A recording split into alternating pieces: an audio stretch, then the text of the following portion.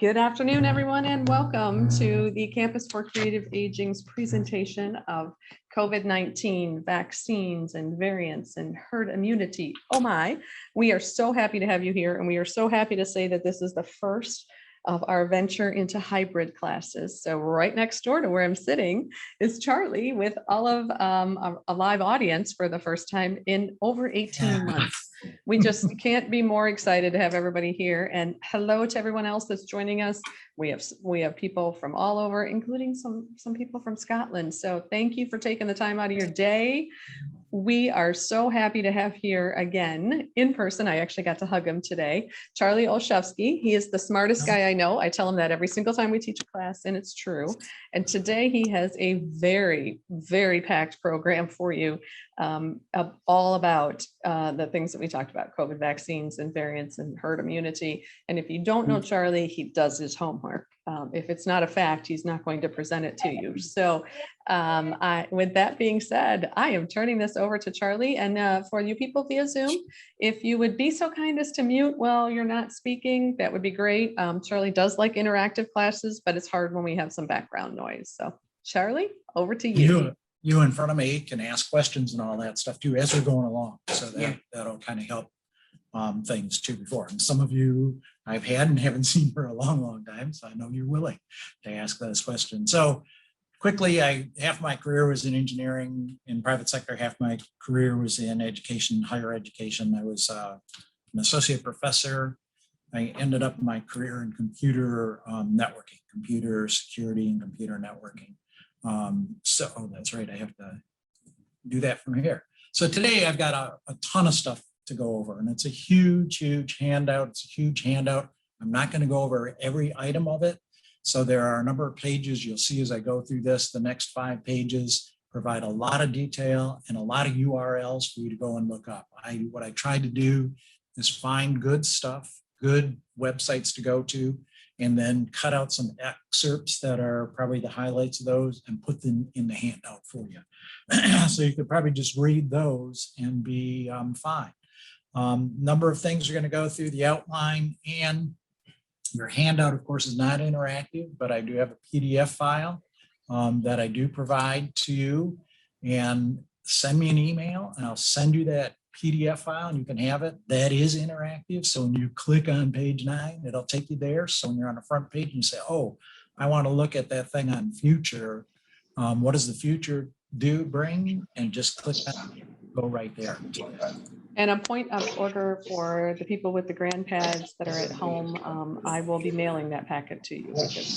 And if for some reason you did not get that packet, feel free to email me and I will happily email that back to you. So there we go. Okay. And there will be a final version. This is the second time I'm doing this. I did this a month ago. So much has changed that there's a lot of new stuff in this. And as of yesterday, we've still got a bunch of changes going on. So, and then I did notice I screwed up and left a couple things out. So, well, I add those in and I'll send that as a final. So as long as I have your email address, I can get you the final revised version, or Amy for the grandpads can get that to you as well. The first couple pages of that document basically are some tips for me. I've been doing these types of seminars for some time, but how you can get the most out of that. And a lot of it is attend as many sessions as you can, whether it's by me or somebody else, it doesn't matter. It's actually a good thing to go to other sessions that other people are doing as well. I talk a little bit in that section also about risk tolerance. A lot of people have different levels of risk. In other words, some people are going to take everything and do everything that you should do. Some people not so much. Hey, we're all different and let's accept those differences about each other. The other thing I did add to it this time is I also added a little thing on page 4, I think it is. Oh, page 3, coping with the unknown. So I added another little thing that I've been kind of looking at, and you can read that on your own. So let's look at page 4 of your handout. And you will notice up in the upper right-hand corner, I think I found the last couple of mistakes, so I've got the right page for you on all these. But on page 4 of your handout, I want to start out with some good news. There's a group called Protect Michigan Commission that's working very diligently on trying to get as many people vaccinated as we can throughout the state. There are, pockets of resistance. Different people have different, again, perspectives on risk. So people tried, some people are more interested in doing that, some less interested. So this group has been around for a long time. I have the URL in your handout. Actually, I think it's on page 25, it looks like. That you can go to that website. It's got a lot of good information. In a meeting that I was at with this group on Monday, we got some new numbers, and these are good numbers. 80% of Michigan residents 65 to 74 years old have had one shot already, at least one shot. 77% of the people 65 to 74 in the state of Michigan have completed they're fully vaccinated. That is amazing. That is really cool to be at that level. I think the whole state at all ages, this particular group that I've been involved with, are looking at just the seniors group. So as of July 2, 62% of all Michigan residents, adult residents, have received at least one dose. That also is very good, as you'll find out as I'm going through this. The bad news, though, watching the news, CBS News this morning, yesterday, the 7-day average of COVID cases has increased 66% over the previous week. We're going the wrong direction on this. We're going up there. And then last night, I subscribed to a whole bunch of different news things that I look at and read online. I watch TV and that. My Bloomberg evening briefing sent me a briefing, and it had some really bad news. There was a confirmed cases soared 47% in 1 week. That's the largest increase since last April, since we first started this. So not good. There's probably some reasons for it, and probably spelled Delta.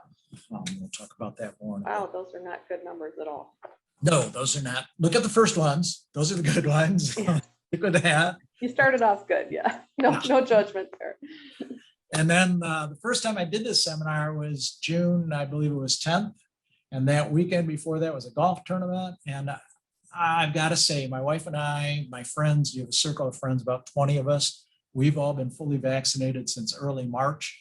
Actually, I guess it was April, was one of our people just turned 65. She wasn't 65 in time.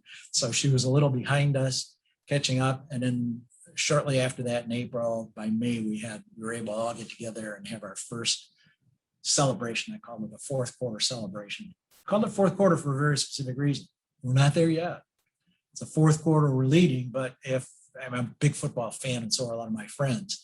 And in football, we may be leading in the fourth quarter. That doesn't mean we're going to win the game, and we better not give up. We've got to carry it all the way through that quarter, and that's why I did that.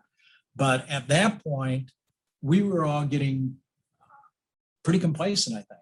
And as time went on into June, we're starting to, okay, we don't have to wear our masks because we're all with us. We're staying within our bubble where we're all vaccinated, fully vaccinated.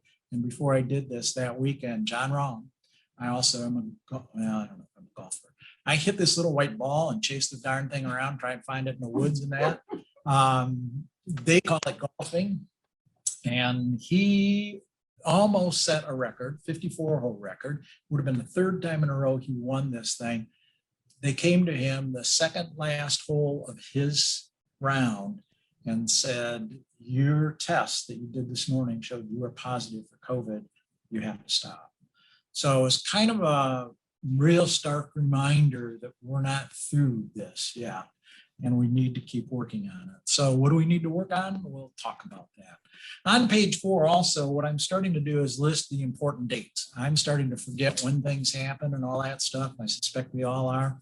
I keep adding a little every time I update the handout. I'll add a little bit more as we keep going on. So that can be a good reference for you. So a couple of key areas that I'm going to talk about. One is simply how it works. This is not, one respect, it's not complicated, people. It is really quite simple. The disease, so we've got the disease of COVID-19. We've got this virus called SARS-CoV-2. So it's the virus, if we get enough of that, and again, everybody's a little different. So I might not need much to get infected. but Librela may need a lot of that in order to get infected. There's a very big difference between the people on this thing, but if we do get enough of it, we come down with a disease, COVID-19. And the way that's contracted is these particles. It is an airborne virus. So it's the particles that move in the air. These will come in through our nose, come in through our mouth, come in through our eyes. We had forgot about that early on in this thing, but it's actually through our eyes again too. So the more particles we get, the more likely we are to get the disease. The number of particles varies, like I said, from person to person. If the virus is not present, if we don't have any virus in this room, we can do whatever we want. We don't have to care about it. But we don't know if it's there or not because we can't see it. It needs a human body to inhabit. That's how it lives. It's a host, keeps it alive. So if you know the people around you are all vaccinated, like my 20 or so friends, close friends, we're all fully vaccinated, have been since very early on, most of us since early to mid-March. April was the last person in our group. So we can create a bubble where we feel safe. And that's the good news, bad news, right? Whenever you feel safe, there's that tendency to let your guard down. There's that tendency to not do those things. And I keep having to remind myself of that John Rahm thing, because Marge and I, my wife and I were watching that when they came up and they stopped the whole plane. It's like, what's going on? But it was a big eye opener for us. So once the problem is with that bubble, we all go off and interact with other people in other bubbles. So if any person in that bubble interacts with somebody else who's got the virus, that gets brought in potentially to our bubble, and we have to be careful about that. So the big key is keeping those particles from your nose, your mouth, and your eyes. That's the way we're going to stop it. Reduce the number of hosts by getting people vaccinated who can no longer, or reduce the likelihood. There's never a no longer, but we're reducing the likelihood of getting that. Okay, so on to page 6, I just left that in there in your document for you, mostly for historical purposes. This was the June 1 gathering and face masks order. It's a good thing if you've never read these executive orders, if you've never read this type of stuff, it's kind of interesting to see how they're laid out. And there's some information about how it's laid out. In June, I spent some time going over it because it had just come out. 9 days later, I did the seminar. I'm not going to spend any time on it. And I took all this stuff out. If you do want, again, I had an executive summary of that thing. If you want that, just email me and I'd be happy to send you that handout too. So let's move on then to key things to know and remember. This is the second of 3 critical parts of this whole session. Ideally, I would just like to do those, but I need to provide a lot more background, I believe, at this point. So this is part 2, and this is on page 7 of your handout. Number 1, remember, not all people are equal or have the same response. So as I just talked about, the amount of viral load that will get me sick varies between what my wife will get sick, Berrien, what Amy, all of us, it varies. Not only is it the illness, but our response to treatments vary too. So our response to vaccinations vary as well. So we need to be aware of that. Just because somebody got Guillain-Barré disease, which is the new thing, just came out with Johnson & Johnson yesterday, doesn't mean we're all going to get a number of people who got that. So that's because of the fact that we all respond differently. We're all a little different. Allergies, some of us have allergies, some don't. Some are tall, some of us are short. Amy's thinner than she thought she was. Yay. Some can't drink alcohol. Oh, she's listening. Some can't drink alcohol, some can drink alcohol quite well. So that's the first thing. Remember, variances, differences. The second thing is it's a respiratory virus. It's transmitted through the air. It's transmitted by particles and it can't be seen. We don't know where it is. We can't walk around and go, oh, I see it over there in that room. I'll just avoid that room. There are variants. And that's the other thing, number 3 on page 7. There are variants. And that's the nature of viruses. Viruses mutate. Viruses change over time. It's gone on forever. We're all familiar with that. And we probably forgot We get flu shots every year. Most of us get flu shots every year, and they have to change the flu shot every year. They have to change the formula because it mutates, it changes from year to year. So we have the real advantage of looking at Australia. Australia gets hit with the flu before the US does. And I found out from some friends and some people I just recently met that we actually look at what's happening there. We get all our information so then we can formulate our flu vaccines based on what they're seeing. And that's why we're sometimes good. But as you know, sometimes, I mean, we've had a 50% hit on these things too. So the thing, and this is there's a website, this is in your handout. I've given you a lot of websites to look at too in your handout as well. If you go to that one, that first video, what causes a virus to change, is really a very cool, very easy to understand video. You watch that and you will certainly start to understand about variants and how things change in there, and it'll make a lot of sense. The other thing from my perspective, the CO thing, is mobile communities. So I am part of a group of friends. We were part of a newcomers group here in Michigan, in the area, and we didn't join it in Cleveland. My wife and I have moved around a little bit. We've worked and lived in different cities, and newcomers is a group that's aimed at people like us. We're quite mobile. We move around a lot. We vacation. My wife and I vacation in Europe. We vacation all over the country. We were in Costa Rica when this whole thing broke out, and came back through Atlanta Airport, finding out 2 weeks later that one of the TSA agents had COVID there, and my wife and I are looking and going, oh my God. Wow. You know, we didn't know that could have been the TSA agent that we were with, but we did have antibody tests early on because a friend of mine's daughter is a PA, is the, I found out, the queen of COVID testing for Lansing, Michigan. She runs a center that does more COVID tests than anybody. And she has one requirement of people who want to visit with her mother. You must get tested. Oh, you didn't have a test? I'll sign you up. You come to my facility, get your test. Then you can go, if you're not positive, you can go see my mother. So we fortunately were able to see our dear friend of 30, 40 years because we passed the test. We were not COVID positive. Awesome. We move around. And there are some people who do. There are a lot of people who don't. They live with their families. They have a small group of close friends. They don't get out as much. They probably have a more secure bubble than people like my wife and I, and most of our friends, because we are all quite mobile. So that's another thing to keep in mind.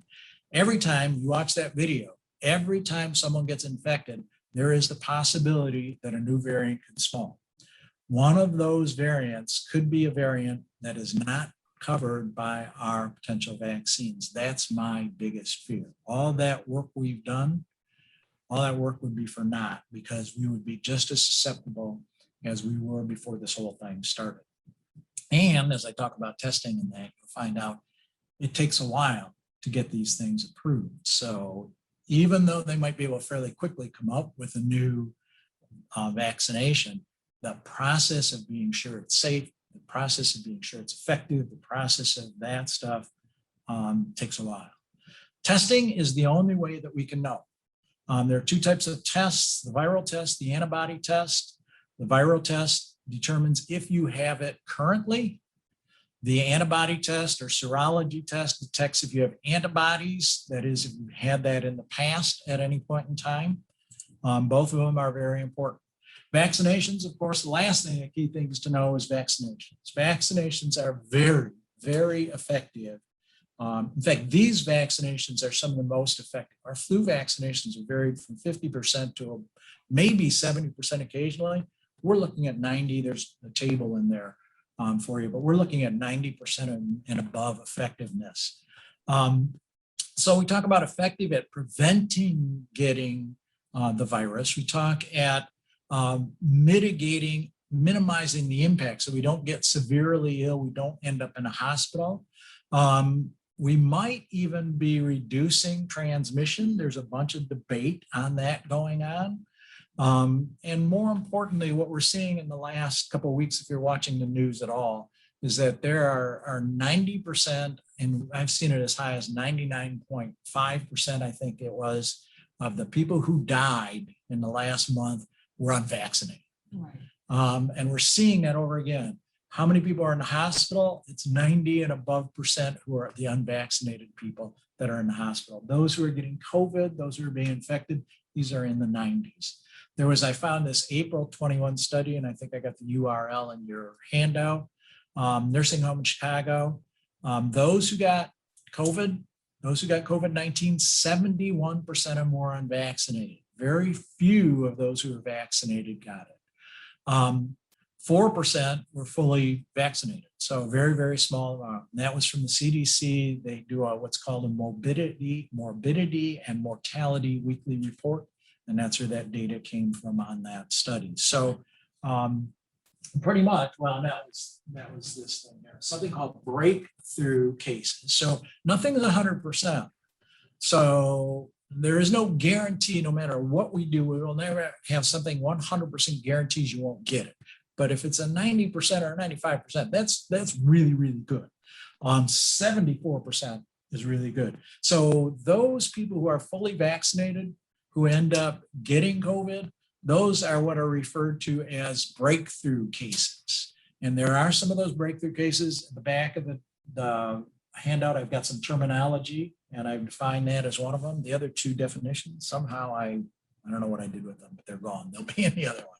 Then we'll talk about. And this is a good time for me to pipe in here just a minute, Charlie, and remind everyone, if for some reason you did not get the attachments in the email reminder I sent earlier today, please email me back and I will make sure that you get this PDF, because all the links are live, and the folks on the grant pads, you will get it in the mail.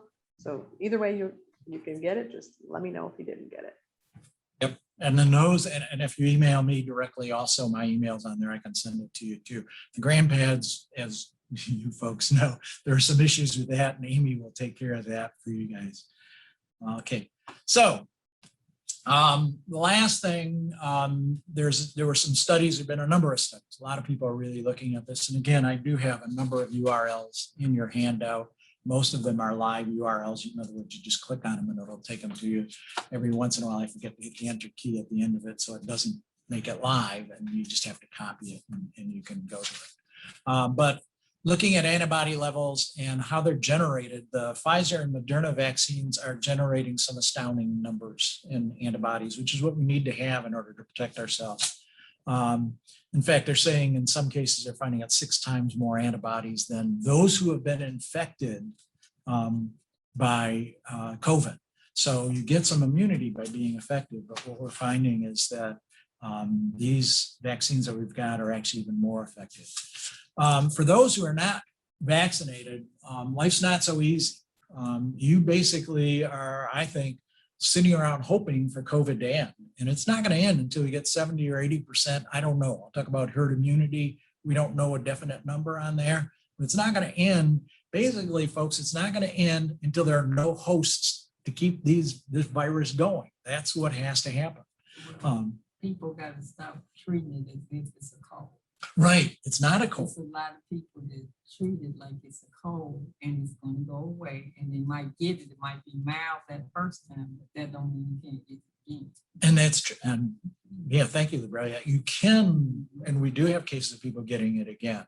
So it is possible. I don't know if everybody could hear that, but she was saying some people are treating it just like a cold that'll go away, or if I get a mild case, don't worry about it. Because see, I had it and it was mild. But we do have people who get it a second time and it wasn't so mild, and it's not going to go away. The other thing that's really important, studies repeatedly, we've not narrowed this down anymore, but on your handout as well, I think it's on page 8 of your handout, 20 to 40% of the people who are infected with COVID don't know they've got it. So they have COVID and they're walking around potentially giving it to people.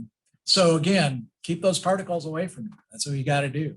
CDC, we've got some good news and bad news, and I think a lot of people are hearing this as bad news. So remember back in, oops, I didn't put the date in there. I think it was about 4 weeks ago, we had the heart issues. I think it's actually in your handout. We had the heart issues, and I think everybody went, oh my God, J&J, Pfizer, We got some, or actually that was Pfizer and Moderna, the mRNA vaccinations. People are getting this heart disease. People are having real problems with it. And so people want to be hesitant to take that. Folks, that was 12.6 cases per million. I mean, here's the number, 0.000000126. It is such a small number of people who get it. Same thing last night, yesterday, we came out with Guillain-Barré syndrome, the GBS, that we're finding now with the J&J vaccine. So far, what we found is that these are mostly, I think it was 112 people have been infected. Again, an extremely small number of people. And these are men over 50 who have been almost exclusively that group so far. This is, I think, really cool and really good that the CDC and the FDA, our organizations are able to find out something that is so minuscule to let everybody know. So I think that's a great thing. So rather than be afraid about it, I think my perspective is, oh my God, they were able to find that out. And then they get the word out so that if you have heart issues, you know that you're somebody who's potentially at risk for these two, but you're not at risk for another one. So this is the time when you know you've got heart issues to talk to your doctor. Your doctor is the one who can best tell you what, should you get a different one? Should you get this one? Should you get that one? Should you not get one at all? But then you need to do this. That's your doctor that you need to work with at that point. It's also the importance. It's very important to get that information out. It's very important for people to know that, if I got some muscle issues, I may be more susceptible to Guillain-Barré. But again, more and more the reason to talk with your doctor, talk to your physician, consult with your physician as you're getting vaccinations, as you're talking to other people about getting their vaccinations for this. Pharmacists will tell you to talk to the doctor too. Pardon? The pharmacists. And the pharmacists. And yeah, our pharmacist is. Talk to your doctor before you have. And our pharmacist is an excellent, and we talk to our pharmacist all the time. It's a great thing too. They really understand interactions, especially with different things. After I did this the first time, I became aware of sources of information, incredible sources of information. We have a lot of stuff, and I started paying more attention to this, got an article from someone, and this person was thrilled. This person's an expert. It's Dr. So-and-so. They have all sorts, and I read the stuff and I listened to the video, and they kept saying, many sources say, as we know, experts tell us, recent studies indicate. They never, ever once through an hour-long video I watched said where those services were or who they came from. It's like, people don't buy it. I don't buy it. I'm putting stuff in there. I'm giving you the URLs. Go and look at that stuff. Even if it's on the TV, I drive my wife nuts because I'm looking at where did they get that information? I want to see where that was. And then I go and I look it up and see if I can find it. That's what we have to do. I find social media sites to be very laden with misinformation and disinformation. And I do a whole another scams thing and cybersecurity thing on those things. In fact, I'll be doing one in September, I think, on that as well. But they're loaded with that stuff. And there's probably a big reason. If you're a magazine, if you're a newspaper, a TV or radio station, before you publish, if I sent something to the TV, if I sent this document and said, I'd like to have you publish that and use that information, they would look at who the heck is Charlie Olszewski? What's his background? Where's this guy coming from? They'd look at my stuff before they put it up. Social media, I go to my Facebook, boom, I can post that right now. And it could be the most wrong, inaccurate thing that exists on the face of the earth. No one is going to stop me. And that's what social media does. So, you know the intentions behind it. And exactly. And that's where you get a difference between misinformation and some people deliberately misleading. Sales 101. One part of my career, I managed sales engineers for a few years. So I had to learn a lot about sales because I was an engineer, not a salesperson. And I was managing salespeople, sales engineers. So one of the things I look for programs for us to learn and go to a class on sales, and especially myself, and I looked at a whole bunch of them. And we have what I call old-fashioned checkered pants, plaid checkered pants, used car salesman. So, but they're very effective because what do? Tell them over and over. I keep repeating, keep repeating, keep repeating, keep repeating. And in the absence of anybody saying anything different, eventually you're going to start to believe it. Control the source of it. Oh, you don't need to go look that up. I got the information for you. Here it is. So controlling information. Move quickly. Oh, no, this deal's only good till tomorrow. You gotta, I don't want you going running off and doing that stuff. And our weakness is our quickness. We get used to making decisions fast. We like making decisions fast. I go to the grocery store with my wife and we want to say, which ice cream do you want to get? We don't want to sit there for 5 minutes and try and figure it out, right? Boom, this one, that one, whatever. So we are our own worst enemies in succumbing to that. Nothing is 100%. Nothing is 0%. It's all in between and black and white. There's no perfect vaccine. There's no absolutely bad vaccine. Even I have a number of people in a broader circle of friends who subscribe to conspiracy theories. And in fact, I was just talking with a group of our friends just a couple of days ago, and he was so angry because he also was on this email list that this other person that we know sent something to, and he just sent an email, blasted him, said, I don't ever want to hear from you again, shut it down. The person said, oh, I'm sorry, I didn't even realize you were on that list that I sent that to. And I said, I don't do that. I still keep getting that. And the reason I do that is, one, I want to know that's where I get a lot of my information of what I need to be talking about. Number two, I do want to know what those are. But number three, there's no 100% wrong and no 100% conspiracy theory that's based on absolutely no truth. There's always some sort of grain of truth. Every time I really spent time looking into them, I found what the grain of truth is. And, we ought to be paying attention to that. So be aware of that.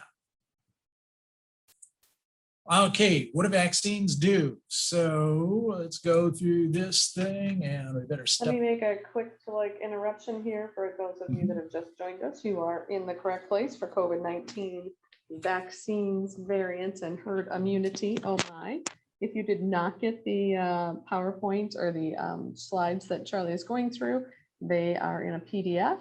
And just email me and I will make sure you get them, because all those links are hot in there and you can just click away and learn all the background about where this came from. Thanks, Charlie. You're welcome. Thank you. So vaccines, what do? Well, we know a lot about them. They reduce the likelihood that I'm going to get COVID. They are effective at preventing the disease, especially severe illness. And that's why they're going to keep you from getting in the hospital, keep you from getting put on a ventilator. They also potentially reduce the risk of spreading. The biggest thing that I am most concerned about is right there. They do an extremely effective job of making sure we're not going to die. My wife has some health issues. I'm healthy as a horse, as they say. Of course, how does that commercial used to go? That guy who dove into the pool and his cholesterol level is 290. We all look like we're great. We all think we're great. So I think I'm great. For her, we know there's one or two little issues, but I may not be as great as I think, right? So, but this is the good news.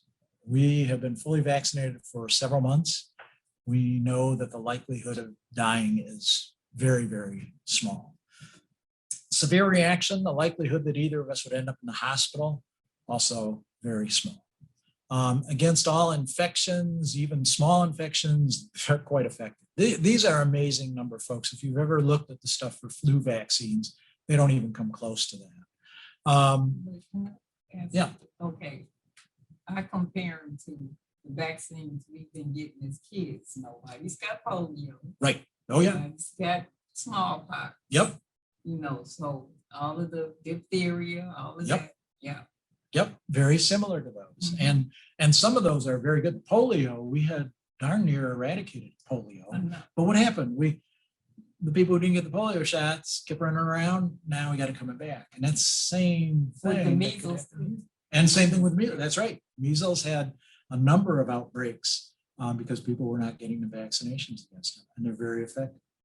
So we're doing a lot of studies. When you see, and I often see these studies, and they talk about a study said that da da da da da.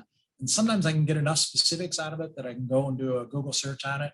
A lot of these are coming from Israel. Israel is doing an amazing job of studying what's going on there. So this one talked about vaccinations, and also people who got the Pfizer shot had 4 times less the viral load in their body. So it is just an amazing job that it's done there. Another study suggested that the vaccine reduced viral loads by up to 20%, 20 times. So a factor of 20 times. So that is amazing. They are very, very good. So you're going to hear, you have heard the words effectiveness and efficacy, right? And everybody's throwing those around, and I had the definitions in your handout, and I after I printed it this morning, I looked and I must have accidentally hit something, but I'll get them back in there. So effectiveness deals with the real world performance.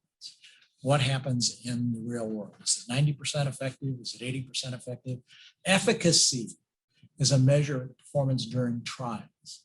In efficacy, when we're talking about efficacy, what we have done is an actual statistical trial. And I'm going to talk about data and statistics in a little bit, and not go real deep into it, but give you some good information about it. So efficacy deals with comparing a placebo group to a treatment group. So it's a very controlled study.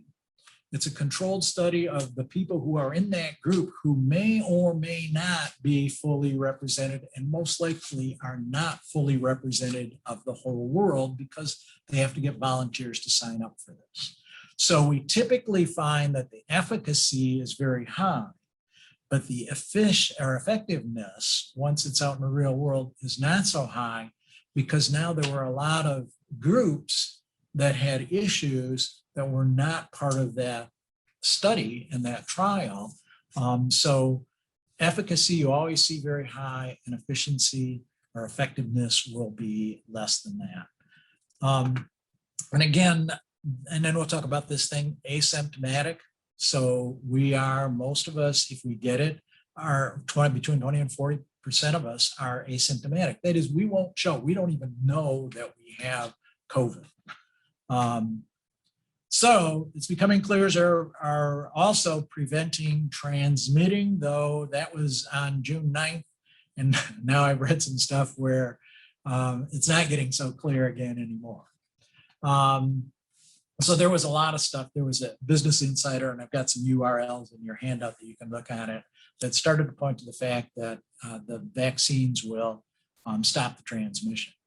But we're still learning. There's a lot to go. I mean, we learned a huge amount last summer because it was so novel. How the effectiveness of the vaccines against the variant are is something we're learning about. So far, it looks like our vaccines are holding up really well to the Delta variant, and that's really good. How well the vaccines protect people with weakened immune systems, people taking immunosuppressives, okay, that's a little bit more of an issue for people like that. So, and this is one reason we talked, and a couple of us were talking before the seminar started. I got my mask. I do that all the time. I tend to go, my wife and I will go into a store. We tend to have our masks on. We'll look around. If a lot of people are wearing masks, we'll wear them, especially kids. Kids can't get this stuff. And we've been really impressed. We walked into a couple of places and all the kids have masks on and the parents don't. So we had taken ours off because none of the adults have them on. But we see the kids with them, put them back on. You know, it's not just for us. It's for those other people. So it's a communal thing that we need to be aware of in this thing. So we are still learning about this, and we are still have got a way to go. There is a huge trial, and I forgot to look this up, of college students.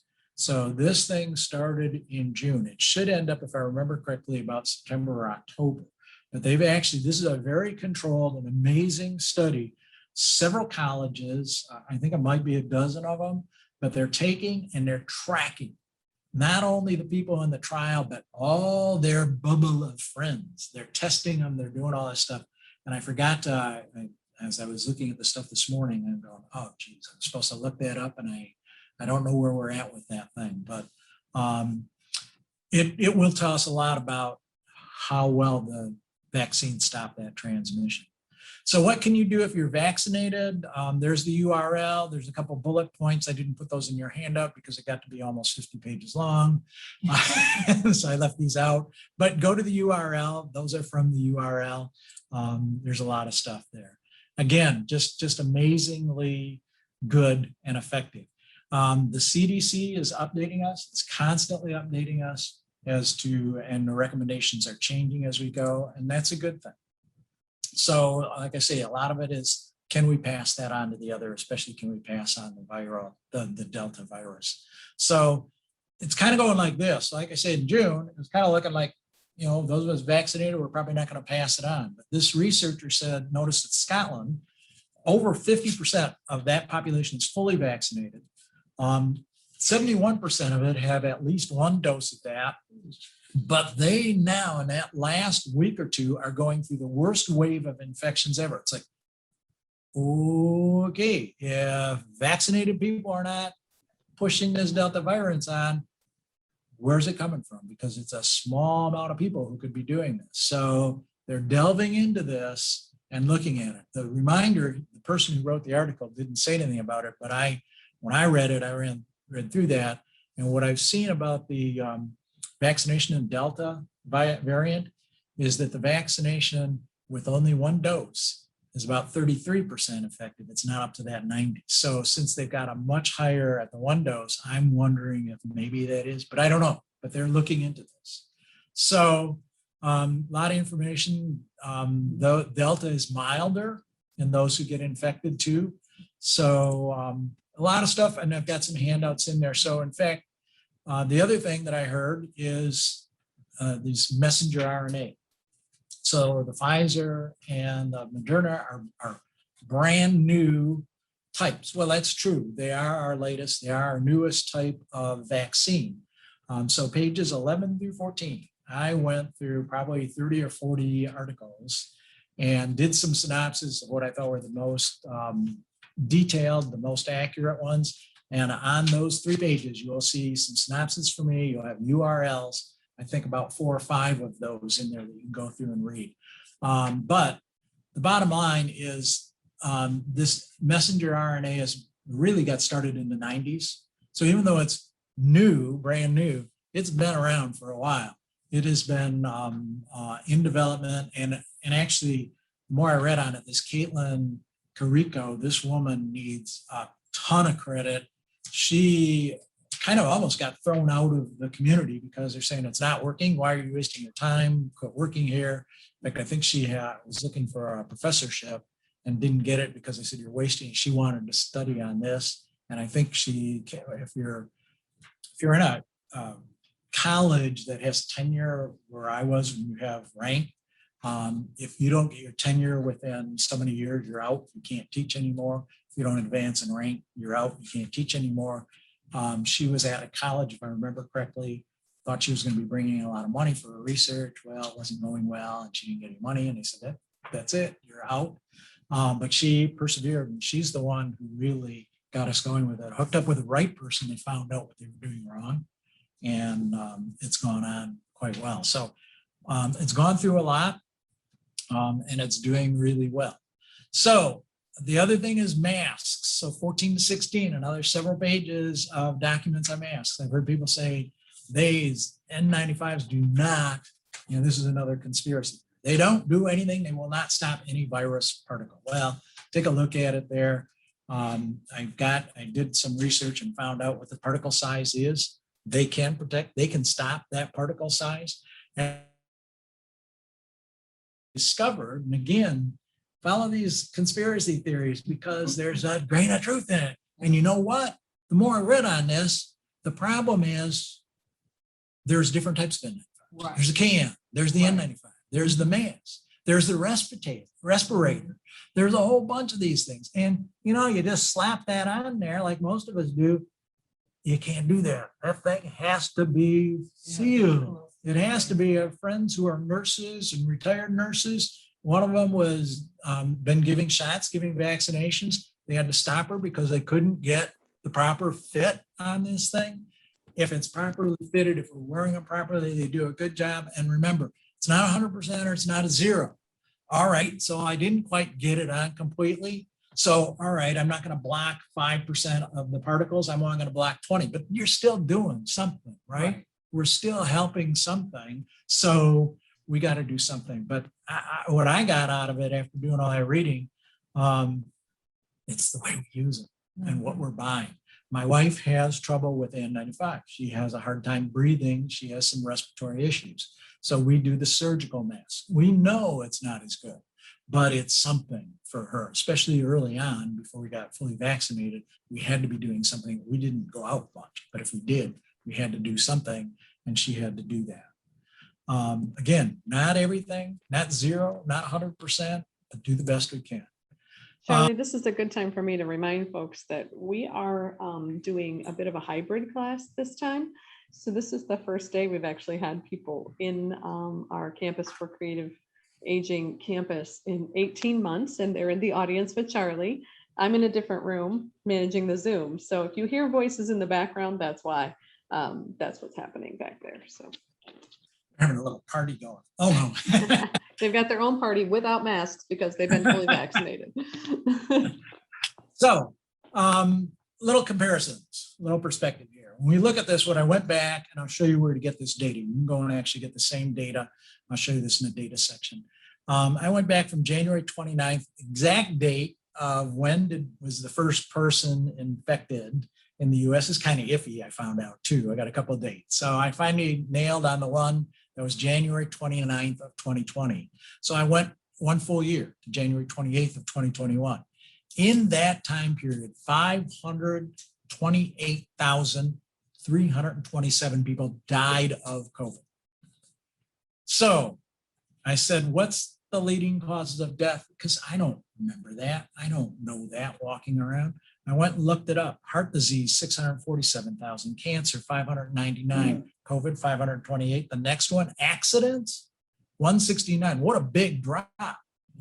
So to my friends who say, oh, it's no big deal, I don't know how we say it's no big deal when I have 1 million. If you're not aware of it, we've well past 600,000 now deaths. And that's over a 1 year period. What I wanted to do is compare apples to apples. So I picked the 1 year thing. So there is the perspective on that. That's on page 16 of your handout. The seasonal flu, I was looking up the mortality rate of seasonal flu. So I got some information about that. But for seasonal flu, the mortality, the people who die from that is 0.1%. We're looking at possibly 3 to 4%. The numbers are not in. That's a big difference. That's a big difference in there. And there's a URL where you can go and look at that. Drops since we had the wear the mask. Well, you don't get infected if you wear Right, the mask. exactly. So once you're infected, you're gonna die. When you don't No, get I it. meant the flu. The flu is not as. Oh, yeah. Okay, the flu, yes. I Allergies. had a friend who turns out, well, I actually have a couple of friends who are doctors, and they had like 0 cases of flu this last year. And people are saying it's because people were wearing masks and were distancing, and probably true. I have a question on Yeah. the numbers for those who have died. I have a couple friends who say, well, that's not really true because they have underlying conditions. They could have died from that. What makes you say they died from COVID? It's the doctor who puts down what the cause of death is. So if I have cirrhosis of the liver and I'm driving in a car and I'm speeding and I crash into something and I die, I got an underlying condition, cirrhosis of the liver. My death certificate's not going to say that. It's going to say accidental death from speeding. And similarly with COVID, what is it that finally did you in? So a lot of people do have underlying conditions, but the doctor is going to determine what it is that was the cause of death that they put They in. didn't die until they got COVID. Well, they didn't die until they got COVID. That's right. And it was the COVID. If they didn't get COVID, they probably would still be alive. I have cirrhosis. I don't have cirrhosis of the liver, I'm just as an example. But if I died in an accident and had cirrhosis of the liver, I didn't die because of the cirrhosis of the liver. If I didn't get in the accident, I still would not have died. And that's a similar thing. Yeah, I hear a lot of that type of stuff. So I've got a whole bunch of examples like that Yeah, you got I a lot just of, pop out. it's a lot of iPad cancer. lot of people are afraid to take the shot. I took the shot. Yep. But I almost died from the cancer. I've been on the respirator. I don't think nobody in the wildest world wanted to be on the respirator. Oh, just from what I've heard. Done that. Yep. And you know better than It's horrible. all of us. I have enough friends who are nurses who have told me about it. It's not, It's horrible. I do not want it. Yep, absolutely. So again, with data and numbers, right? We talk about the average death for seasonal flu is 34,571 compared to the 528,000 that we've had here. But how do we get this number and what the heck does that mean? We're moving to talking about that. Those are not exact. In your handout, I have the URL, which did the whole breakdown of how we do this statistically and look at it. And what you'll see in there is that that number is an average number. It's calculated based on years of looking at data, and no year do we know the exact number. We say it's this, but it's really between here and there. And that goes to your, what did you die of? Well, it was COVID, but it could have been complications. So we put down COVID. So some of those are more contributory and some less. So when you go to that URL that I gave you, you will see that 2011, 2012 was an amazing year for us for flu deaths. There were only about 12,000 deaths that year. However, 14 and 15 was amazingly horrible. We had about 51,000, so well above those averages. And it actually, in that URL, it'll show you the ranges that they've got in there. And that's the way we do statistics. We look at statistics, we'll give you a number because everybody wants a number. They don't want us to go and say, well, it's this, but the standard deviation is this, the range was this, the mode was that. And oh, by the way, this is skewed data, and here's the skewness of it. You guys don't want to hear about that. So you want the number, and that's how you get it. So compared to car crashes, 33,000 car crashes. Again, you know, we're looking at 528. A number of people said, well, it's no big deal. You know, many people get killed by car crashes. Well, it is a big deal compared to that. All right, so herd immunity, just a couple minutes on herd immunity and what is herd immunity. This is on page 18 and 19 and 20, I think, of yours. Herd immunity, basically it's the concept that when enough people get immune to this, there are no hosts left, not enough hosts left for this virus to continue to live. And that's where we want to get to. We want to get to that point where there are no more hosts left. So we often talk about it, and you keep hearing everybody talks about, we want to get to 70% of the people of the population getting vaccinated. This Protect Michigan Commission, that's what they're working towards also, getting 70% of the Michigan population vaccinated, and will probably be good. Is it 70%? I don't know. Nobody really knows. Estimates run anywhere between 70 and 90%, and herd immunity varies probably based on the different type of virus that you're dealing with and how transmissible that virus is. So we're using the 70%, folks. If we can get to 80, that'd be much better. So don't stop at 70. We have some very serious issues about, can we even get to 70%, because there's so many people who are not wanting to do this. Length of time that the vaccination is good for, we don't know yet. We're still working on this thing. Again, we were talking, and this was came up in the last time I did this in June, and they're already talking about boosters in June, saying, well, we got to have a booster, got to have a booster. And as I pointed out to them, well, the vaccine started in February 21. So it won't be until February of 22 before we know if they're good for a year, right? We can't know that until we get there. And most of our vaccines, we looked at having a viable period of about a year. So to start talking about boosters and all the rest of this at this point, I'm just looking at it going, wait a minute, people. February of last year was the first time. So February of 22 will be the first time we'll know if anybody ever got to a year. So let's not hurry.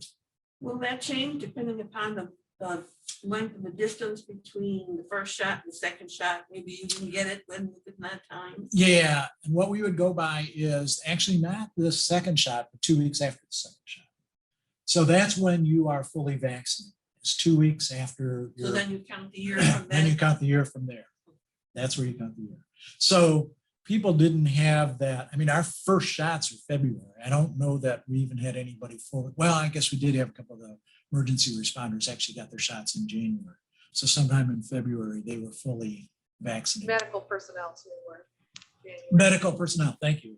Or whoever said that, that did get them. So those will be the first people. And because 5 or 10 or 15 have made it to a year, doesn't mean that we can say everybody's going to make it that long. So statistically, we need to have what's referred to as statistically significant number of people doing that in order to get there. So it's going to be a while before we know. I'm glad that our pharmacies are working on, pharmaceutical companies are working on finding that booster and understanding what it is so that they can get it developed as quickly as possible. Let's talk about variants. So variants, we started out with one way of naming variants, the US variant, the Africa variant, the UK variant and all that stuff. And finally, what we found out is unfortunately humans, we do some really strange things. And we say, oh, that's called the UK variant. Oh, you're from the UK. Oh, you're horrible. Get out of here. And we started doing all sorts of weird stuff with that. So the WHO, the World Health Organization said, you know, maybe this isn't such a good idea. How about we call these alpha and beta and gamma and delta? So June 6th of this year, they proposed changing them. And that's why I'm saying delta variant. Probably the best way to do it is talk about the B117, the B1351, the B1617.2, but most people, I'm an engineer, so I'm real comfortable with that, but most people, I do that to my wife and she goes, get out of here. So alpha, beta, gamma, delta, and hopefully we don't go to epsilon or any further than that. That's what I'm hoping, because that next one, the epsilon one, may be the one that our vaccines can't protect us against. We don't know when or if that will happen. So on page 21, 22, and so on of your handout, I did some research on the various ones that we had, and we're adding more. So I think I was up to date as of June 8th was the latest. The California, another California variant came out at that point. So this is the problem though with these things. Every time we have a variant, every time someone gets infected, we potentially have a variant. Every time we have a variant, we have the potential of one of those variants that is more deadly, that is more transmissible, that is not covered by the vaccines that we've got. So we need to keep working on this thing. So the WHO has what are called in the US government, have what they call classifications of variants. So they have the variant of interest, the variant of concern, and the variant of high consequence. And that's the way they talk about it. So we have now, the Delta has been upgraded to, I think in your handout, I didn't change the wording. It wasn't a variant of concern at that point. These are the ones of concern.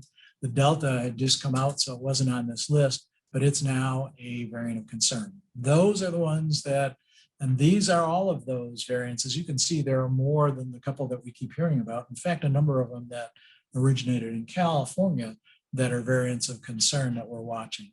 So keep that. I've got a URL. You can go to that periodically and update that and look at it. There was a Mexican variant. Again, they haven't put a letter name to that yet. That came out on June 5. And then in Vietnam, they have one. So the most recent one that we're most concerned about, though, is that Delta variant. And we look at the US on page 22 of your handout. I put in a chart that I just got. I think that was just the other day off of the, well, that was on CNN, but that came from the CDC. Again, looking at the source. So I look at not the TV station I'm getting it from, but where is the source? I'm looking at that thing right up there. I want to know, where do they get that? And I want to make sure that they're putting something up there. They're telling me what the source is. If they're not telling me the source, I'm not believing it. Mm-hmm. But look at how this thing took off. Just look at how this thing took off. Mm-hmm. It's amazing. And it's now the dominant variant. So let's talk about data and measurement and analysis and all sorts of stuff without killing it. Okay, so making this relatively simple. First off, I know people are confused about mean and median. Mean is the average of all the numbers, whatever numbers you're talking about. Median is the middle value. So I gave you an example there with 13 numbers. In order to find the mean or the average, we add up all those 13 numbers and divide by 13 numbers that we've got, and it comes out to 26.8. However, the median value, remember, is the middle value. That middle value is number 12. So notice there can be a dramatic difference between the mean, or the average, and the median value. Don't be afraid of those, and those are important in certain cases. We want to know what those are. I want to know both of them. It tells me something else. Range is the minimum and maximum number in the range. These numbers would be totally different if my range here was from 9 to 88 than they are from 1 to 88. So I want to know the range. The standard deviation. What is the deviation from the average? How much do these numbers change? Some things are very homogeneous. They don't change very much. So the numbers are all, I may have an average of 10, but my standard deviation is only 2. So most of the numbers fall between 8 and 12, as opposed to if I have a standard deviation of 8, where most of my numbers are going to be really wide. So that's the difference between those two. Correlation, cause, trend stuff. We talk about correlational research. We talk about causal research. We talk about trend research or trend analysis. So correlation, what we're doing is looking to see if they're variables. That does not mean that there is a cause and effect. Because two variables are related, it doesn't mean one causes the other. And a lot of people, most people get very confused on that. There's likely a third variable that is the cause of both of those. And we have to find that. Causal data, when we're doing that, we're doing experiments. And that's what we do medically on the vaccines. We're doing causal research on this. So we set up a placebo group and an experimental group. We control this. It's a very well controlled thing. We are also seeing what you and I are seeing is a lot of trend analysis and trend data. That's what these websites give you on statistics. So a lot of stuff, especially with the trend data, I get very leery because people will say, oh, there was an increase of 5%. Okay, are we talking about last week, last month, last year? Are we talking about the lowest ever, the highest ever? Please, folks, give me more information than just this 5%. And our news medias are so great at just screaming out these numbers, and you got to really dig into it. Again, look at the deviation from the mean, the variance. Look at the trend analysis. Are we talking about trends? And you're seeing all sorts of data on trends in cases, trends in deaths, trends in vaccination. That's what you're looking at is trend and trend data. Researching, whether it's for vaccinations or anything. I did research also in mechanical and electrical engineering stuff in that. We do a lot of research in that as well. But there we set up very controlled tests, very controlled experiments. We have population that we deal with, and we identify that. We quantify that population. Is that a population of elderly only? Is that a population of all men, all women? So we quantify that, and it's really critical to do that in our trials. When we're dealing with this medical stuff and these vaccinations, we're dealing with volunteers, and that is a potential problem. How long will the trial go? And people are always, how long is it going to go? Well, one of the things with these vaccinations, they have to go long enough to have enough people get sick in the placebo group and or in the trial group. If nobody got sick in the trial group, we're not sure we want to end this yet, because maybe it didn't have any effect at all. Maybe there was something goofy in there we really overlooked. So we want to wait to that. Well, we don't know how long it's going to take people to get sick. So these things we can't say, I'm going to do this trial and in 3 months it's going to be done. And that's, I know people are getting, and especially some of the news reports, well, when is it going to be done? Whenever we get the data, we don't know when that's going to happen. So research, like I said, you need a treatment group, a placebo group. It's hard to get volunteers, right? We have to do this with volunteers for the vaccinations. A lot of people they don't want to be a guinea pig. So you try and get volunteers. Hey, I ain't gonna volunteer for that. It may kill me.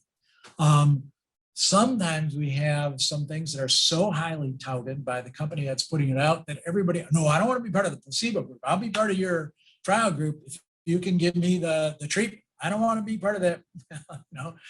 When we do a trial, you have to not know which group you're in. You have to be randomly put in those groups in order to be a valid trial in that stuff. So we have problems getting people for that. Some people have a fear to even volunteer because they know they've got some sort of an underlying condition. And if they get that treatment, because we don't know what effect it's going to be, that could be really bad for them. So fully understand that, not wanting to be there. On the other hand, they're the people we need to know about most, right? And when are we going to find out about them? We're going to find out about them after the vaccinations are live in the real world. That's when we're going to find out, ooh, we got some heart issues. Ooh, we got some muscle issues, some Guillain-Barré syndrome stuff. That's when we find out is in the real world. We can't find that out in the trial. There's two reasons why I got the shot. One is because I had cancer. Yep. Second one is because I have allergies and I also have, they real bad. Yep. That's why I took it. Yep. They asked me, did I want to opt out because I have allergies, serious allergies to medication. I told them no, because I want to make sure that if I take it, and I make it through it, then they can let people know. That's right. And you were, sounds like, in communication working with your doctor on it, which is exactly because you knew already. You knew you had some potential problems. So you got to be closely coupled with that doctor of yours, Right. so that you find out if something's starting to go wrong. Yeah. And what we found in these things, so far what we found is that they're treatable. People will have it as long as they're notified.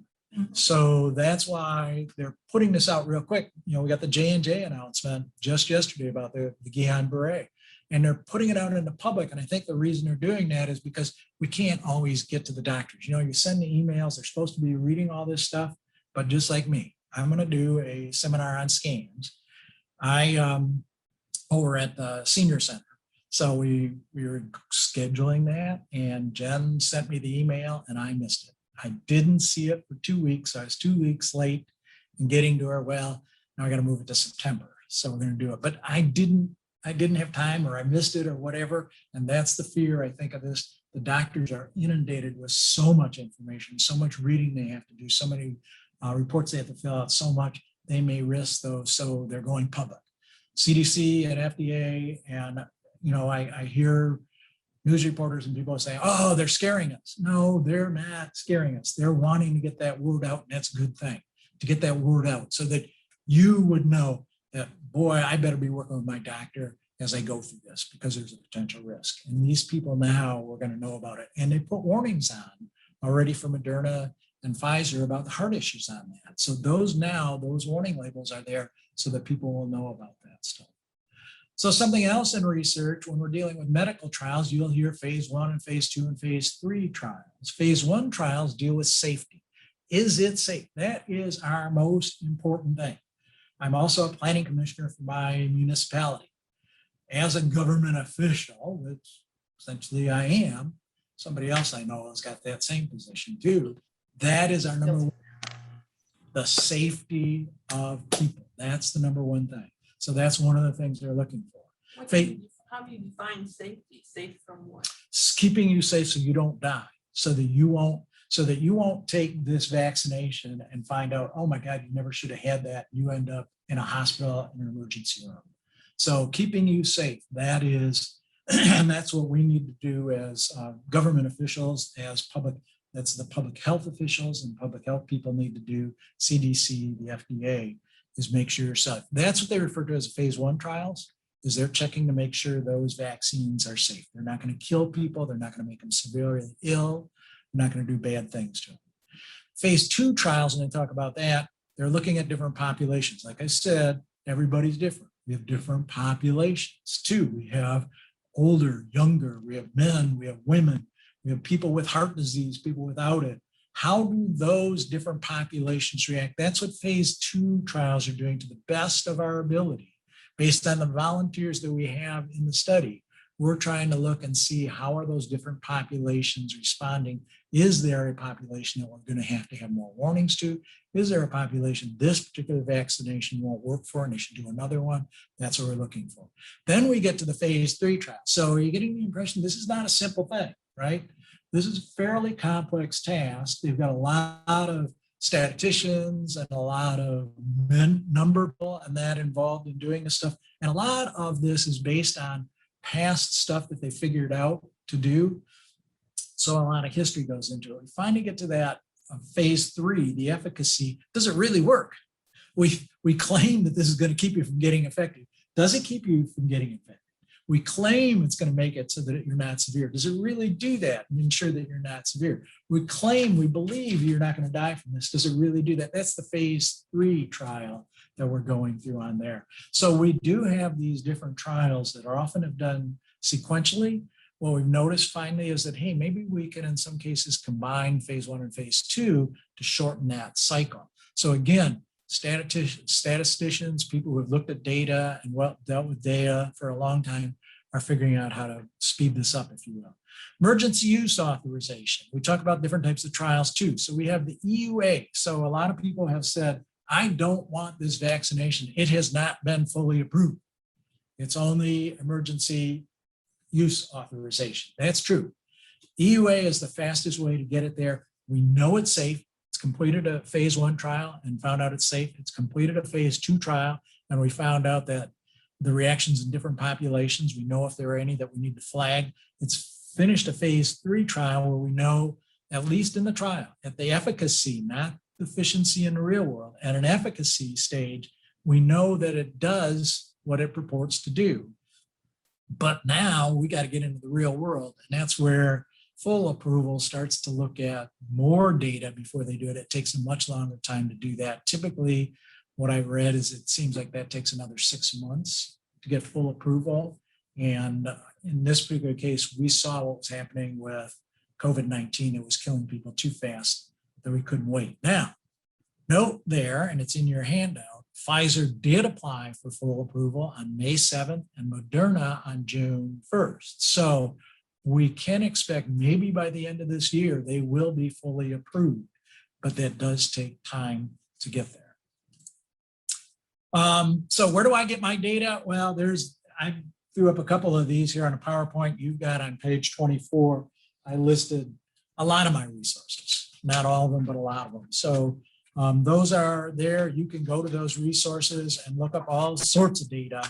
Number of cases, number of deaths, number of hospitalizations. There's also the Planning Commission, Protect Michigan Commission website. Again, a group of people who have committed to working with the state of Michigan to help get us over that 70%. But they have a great website with a lot of good information on that as well. Berrien County, actually I think I added the Lakeland to your handout. I forgot to add it in June on that, but I think you've got it. You've got a ton of graphs then coming up for a whole bunch of pages. Here's the important points out of this, and I'm only going to look at about 5 of them. But you've all heard of the waves. There have been 3 waves or whatever. There are no definitive dates. You can't find anything, any place that says wave 1 was from this date to this date, and wave 2 was from this date, and wave 3 was from this date. In fact, after I spent a lot of time trying to find that, and going back and looking at data, and looking at the US data and the Michigan data, they don't correspond. When we talk about wave 1, 2, and 3 for the US, it's different than wave 1, 2, and 3 for Michigan. I'll bet it's different for California. I bet it's different for Florida. It's different for France. It's different for everybody because it depends on how much what was going on in that area. When we're looking at the US, we're looking at the total data across the whole country. When we're looking at Michigan, that's what I care about most because I have hardly left Michigan. I will be leaving in September this year because I haven't been out since I came back from Costa Rica last March. But I will be leaving at that point. But so I'm concerned about Michigan. I'm also concerned we are here in this room about Indiana because we're so close to Indiana as well. So that's the one thing. There's no definitive.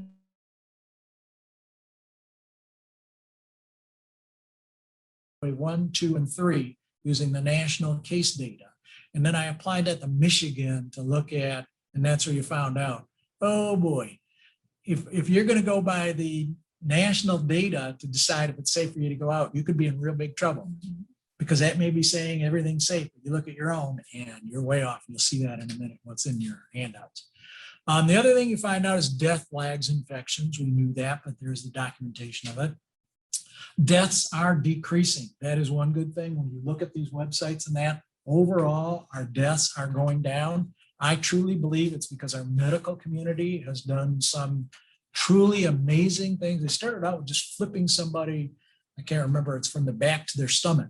And that made all the difference in the world. They found out how we can modify ventilators so we can get more people on it. They have come up, not me, the medical people have come up with just some amazing things to do to keep people alive. I've illustrated how you use the sites in there, and I'm not going to go through that because the feedback I got, people seem to have been able to follow it. So it starts in your handout, and I show you the website. I show you what the website is. I show you how to set it up so that you can select the type of data. There's a lot of selections you make, so I step you right through that. If you have any questions on it, just ask me, and I'll be happy to go through it with you, but it's a number of pages. Footnotes. People, I know we tend to say, oh, footnote, forget it. Those are really critical. Footnotes are very, very important. Read the footnotes, and I show you how to get the footnotes and read the footnotes on those documents. So those are a whole bunch of those things. 4 pages out of that, 5 pages are really critical, and there's duplicates of them. On page 29 of your handout, I've got 2 of these together on the same page just to take up less space. And then the big picture of this is on page 35. So if you want to make a copy of that big picture for yourself to have around, you can do that. Again, these are dates I arbitrarily picked by I'm looking at peaks, troughs, and valleys and that to try and figure out where the waves are. So when I looked at national data, I arbitrarily said that goes from March 15th to April 12th. And the peak was on this particular date where there were 31,377 cases. Wave 2 fell in this period. Wave 3 fell in that period. But then we had this, I don't know, is this a bump or a 4th wave? So that was there. We've fallen off since, and I only took these out to June 20 or to June 1st. I took all this data out to June 1st, so I haven't updated it since. So that's the cases. Here's the deaths. So you will notice the deaths lag. So this is the number of death. This is also on page 29. It's a whole page 1 on page 36. But it lags from those dates a little bit. But again, there are 3. When we look at deaths, there definitely are. There's no 4th bump there. There's definitely 3. And like I say, I think that's because of just the amazing stuff that your medical people have come up with. Now look at Michigan. Here's wave 1, wave 2, and wave 3. They don't correspond to Michigan, right? So this is on page 32. The big one is on 37. So this was wave 1. Well, we kind of correspond. We did have a peak there just before wave 1. But wave 2 for Michigan probably happened here, well before nationally we had the wave. So again, if you're listening to the national news and all that stuff, say, well, we seem to be out of the woods. And you're here in Michigan, we're not out of the woods. You got to look locally. You got to look at our local data too. Wave 2, they're saying, oh my God, the world's falling apart. Everything is going through. Well, we're sitting here going to Michigan. Hey, we're real good because look at our numbers down here. Wave 3 kind of corresponded to that, but look at what we had.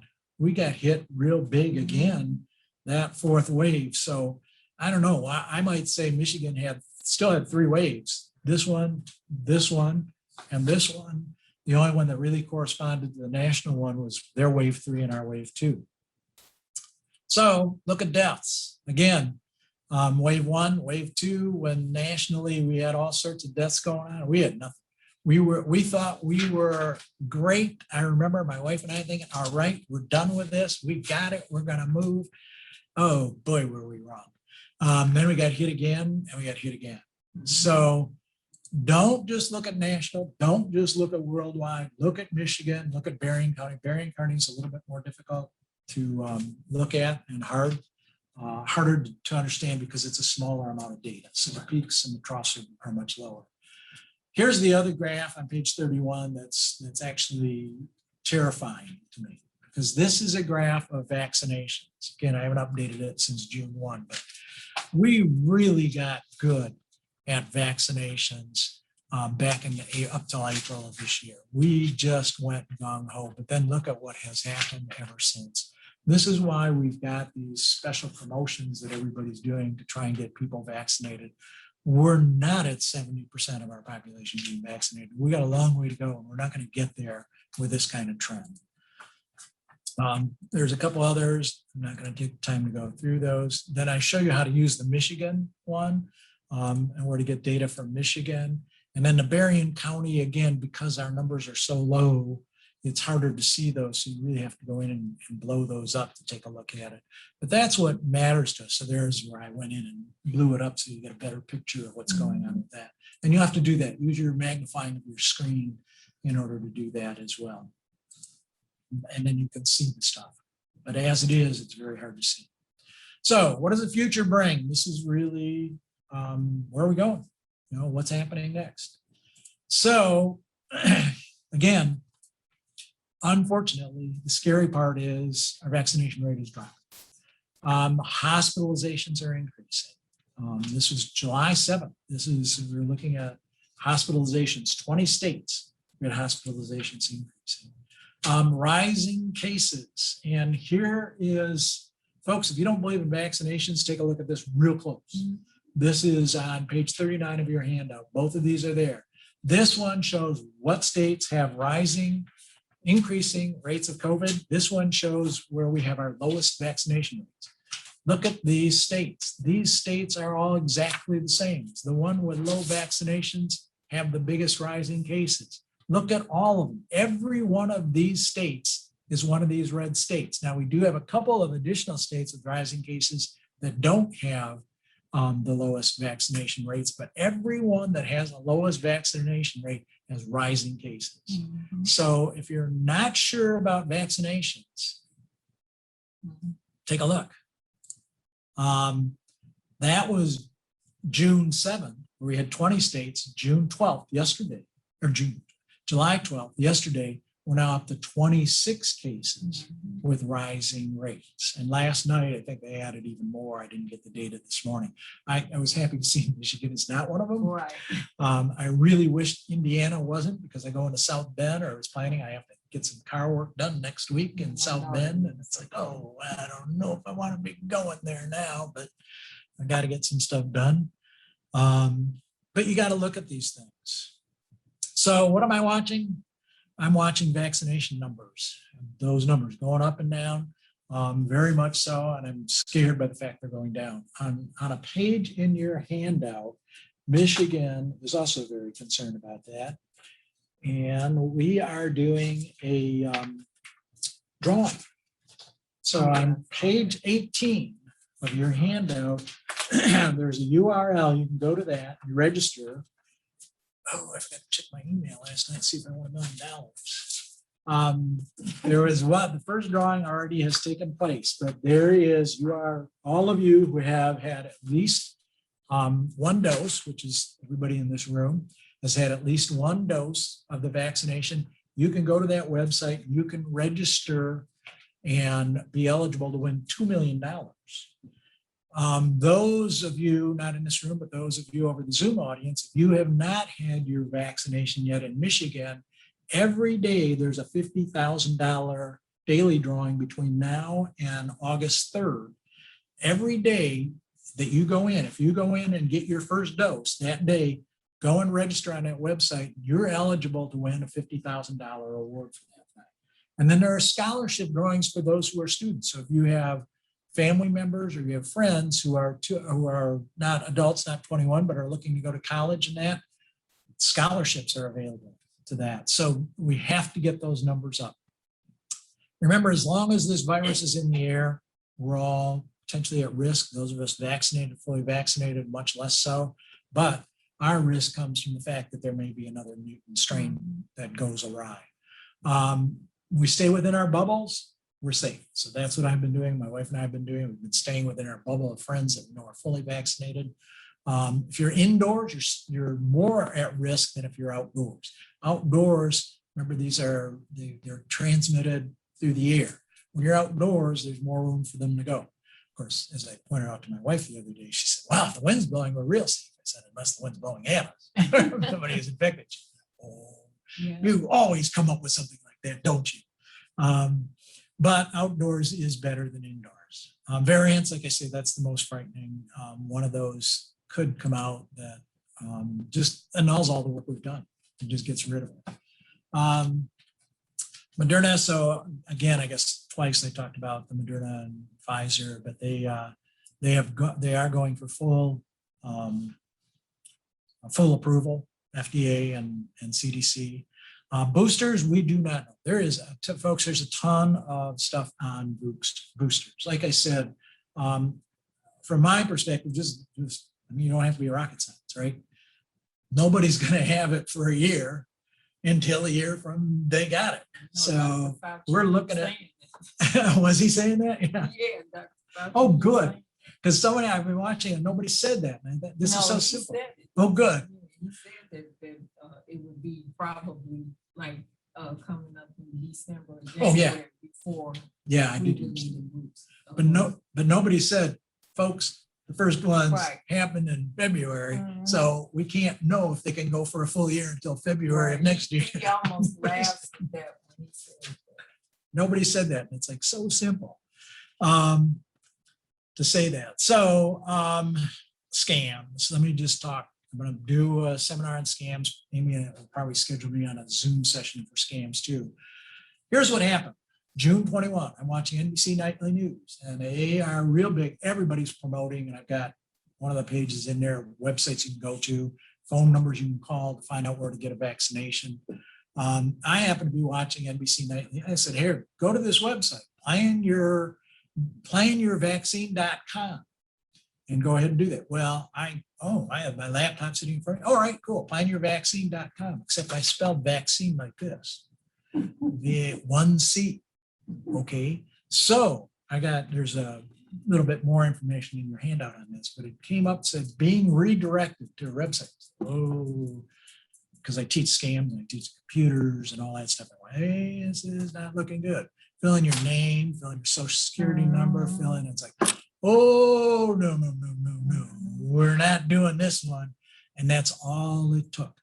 I just left out one of the C's. Somebody already has a website. And you know what? There are other people. They probably got a plan without an N in there. They probably got something maybe without the U or the O. People are buying up these websites and doing that. And what they're asking you to do is fill out all sorts of information that you do not want to be giving them. Don't ever give them that information. And then you're going to be scammed. They're going to drain a bank account. They're going to create fraudulent accounts with you. This is what the website that's on your handout. That's what it should like. If you go to that, if your friends are going to that, show them that picture. Make sure they get to this website because the website I said didn't look like that. It asked for me to fill out. We need some information first or something like that. It said, please fill out this information. Be careful. And I will do, I'm going to do one over at the senior center, but I think Amy will probably be corralling me too. So final word. Yep. Final word. We know that in the Republican community, there's a lot of reluctance to do this thing, but we look to our leaders. Mitch McConnell certainly is our leader.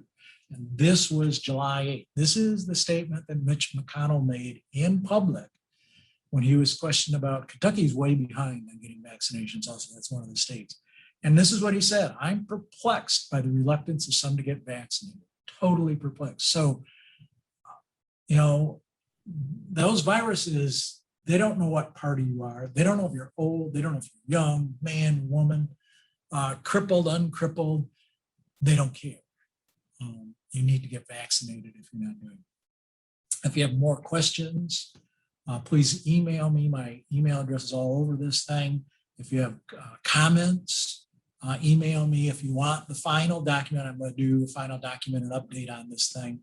That'll come out in a couple. It'll be next week. I'm doing this again in the evening. You're welcome to attend that. I got some things I'm fixing in this one for that. And then it's also good to hear things multiple times. And so it'll be a couple of weeks after that one before I get that final document out. But and then Amy will help you on gram pads to make sure that you get that as well. So, any questions? Feel free to unmute and ask the URLs. questions. Mhm. Yeah, there's URL with some terminology on the last couple of pages. Just take a look at it. So None in the chat, so. No, I've been taking people to get there. good, good for And you. I make sure Thank to tell them not to go on Facebook. you. Be very, Anyone in the audience like to unmute and ask a question? Feel free. yes, our Zoom people, we'd like to hear from you too. You have any questions? Well, I had my name is Miss Love, and I had my shot in February. I had both of them. And, Good. but first I asked my doctor, should I take it with, because she know all about my conditions and everything, and she okayed it and Good. everything. So I didn't have no problems. That's great. That's great. And I'm glad you asked your doctor, especially if you know you've got some sort of conditions, even if it's allergies, be talking to your doctor. They know you best and they know what's going on best too. Right, yes. I'm glad it went well. All I had was a sore arm.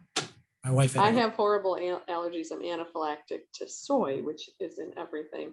So I was telling Charlie, the best part of that is when I told them that I had all these horrible allergies, they made me sit down next to this very adorable little EMT guy for half an hour. You're still talking about that. And I hadn't been out in months, And I'm like, look at this cute little guy they got me sitting here with. It was almost like I didn't know even how to carry on a conversation though, which was hysterical.